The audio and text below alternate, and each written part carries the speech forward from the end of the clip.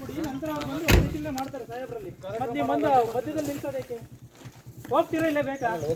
ನಡಿ ಮಾರ, ಆಯ್ತು. ಎಷ್ಟು ಮಂದಿ ಹೊಡ್ತೀನಿ?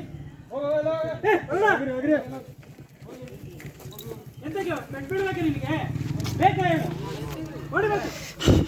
ಅಲ್ಲ ನಾನು ಹೇಳಿದ್ದೇನೆ ಸರ್. ನಿಮ್ಮನೆ ಕರ್ದ ಅಲ್ಲ ಸರ್, ನಾನು ಕೇಳಿದ್ದು ಸರ್, ನೀವು